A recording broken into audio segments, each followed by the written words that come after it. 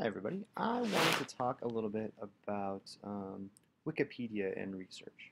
Okay, so if we're doing research and we maybe I might not know a whole lot about my particular topic, right?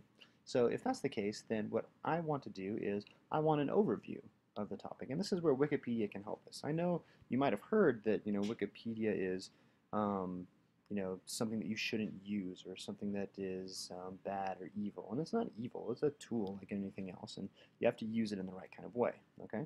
So, let's assume that I'm going to do some research on Carl Jung, okay? When you type something into Google, obviously the first thing that tends to pop up is Wikipedia, right? And Wikipedia we can use. That's what I'm trying to say here. So let's go to it here and look at our article. Okay, so this should be kind of familiar to everybody who's ever done any, just checking around on the internet for a topic, all right? Carl Jung is a famous psychologist and psychiatrist, and so he came up with a bunch of interesting theories. And so if I wanted to do some research on Carl Jung, but I didn't know much about him, I might start with the Wikipedia page.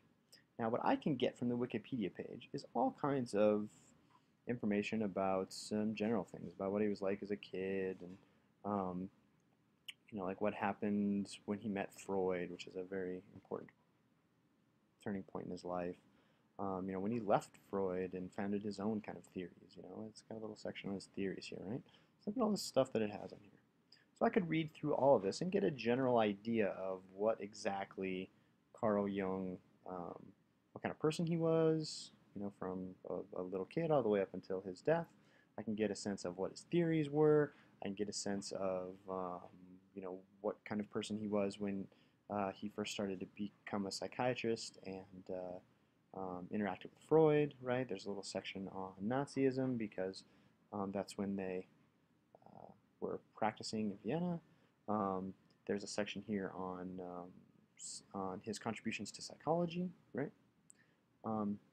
So all of this stuff is interesting and could help me do my research. Now, what I want you to avoid though is quoting things from here.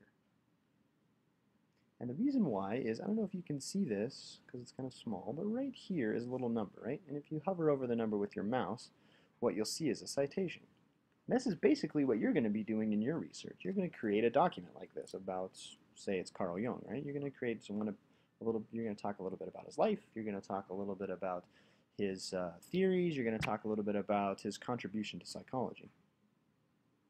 So what you don't want is just to copy this. What you want to do is go right to this particular source, right? So if you like this particular idea here, then you can see the note here. It says 73. We go down to the references section. And this is the important part of Wikipedia. Do you see all these references? This is where this Wikipedia author got his or her information. Anything in blue are clickable links. See all these links in blue here? Okay. So if I choose something and click on it, let's choose individuation processor, this leads me to the website that this person quoted.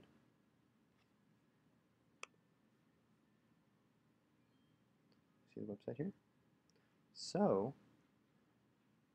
what you want to do with Wikipedia is you want to use it to springboard yourself from like a general knowledge of the topic into specific things. Now this website is something I could quote from, right? I could take anything off of here and cite it as a source. It's actually going to mirror what the Wikipedia citation looks like. It's going to kind of mirror what this looks like. So, this citation here is very similar to what you'll be doing. Okay? So with Wikipedia, it's not that you can't use it or that it's evil or that you don't ever want to look at it. No, no, no, no, no. What you want to think about is getting a general idea of your topic and then using the citations that it's got and the references that it's got. It even has like further reading sections here, see that? And the further reading sections here, you want to use those to help find sources for yourself to cite, okay? So now you're allowed to read this and get a general knowledge of Carl Jung and his life and all that sort of thing, but you don't want to quote from this for a couple of reasons, right? One is that this person has done his or her own research, so that's kind of the purpose of you doing it, is to do your own research. So you don't want to plagiarize. That would be just copying somebody else, right? You don't want to do that.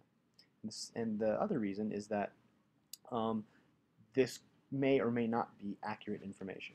Now, generally speaking, on the major pages, it's probably going to be fairly accurate. But you can't trust it implicitly, right?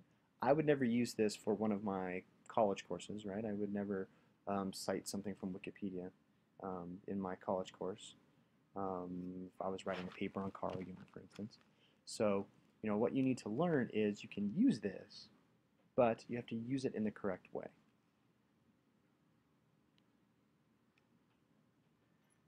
So I hope this helps you, use Wikipedia in the proper way, and so that you're not citing Wikipedia, but that you're using it to gain some background knowledge, and then, using it as a springboard to help you find resources for you to use.